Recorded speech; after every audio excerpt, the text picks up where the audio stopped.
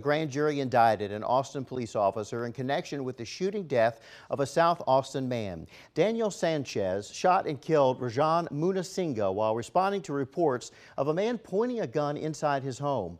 APD stands by the officer. The district attorney calls his actions part of a dangerous pattern, and the family of the man who died want to see harsher charges brought forth.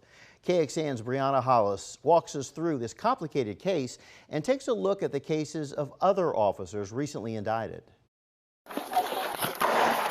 Officer Daniel Sanchez, who fired the shots that killed Rajan Munasinga, draw the gun, now faces a deadly conduct charge. When Garza took office, he promised to review all police officer-involved shootings. In this case, a grand jury indicted Sanchez. Determined that Officer Sanchez's conduct was unlawful. Austin police released a statement on the contrary, saying Sanchez acted in accordance with his training. Sanchez's attorney added he believes the officer will ultimately be exonerated. While announcing the indictment, the DA also addressed APD's use of force. Part of a larger pattern and practice of conduct that has cost the city of Austin $73 million in settlement payments and resulted in numerous criminal indictments. Earlier this month, DA Garza dropped 17 of 21 indictments related to officers' actions during the 2020 protests, and the most recent murder trial for an officer indicted by Garza resulted in a hung jury. Seek justice for Rajan.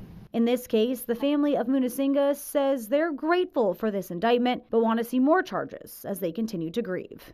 Rajan's death impacted us in so many ways. This is what my little granddaughter told me. I want to write down everything Uncle Rajan has told me. At the press conference, District Attorney Garza left immediately after the announcement was done. Mr. Garza, will you take any questions? I wanted to ask him if his office initially pursued a murder charge in this case.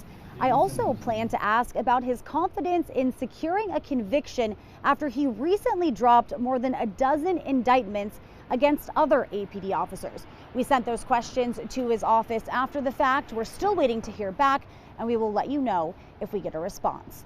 Brianna Hollis, KXAN News.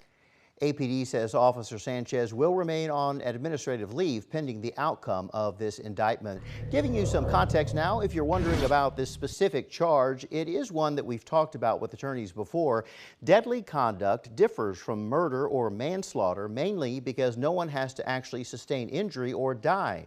Attorneys tell us if the conduct someone is accused of engaging in is enough to put someone in imminent danger, that can be enough to satisfy that charge.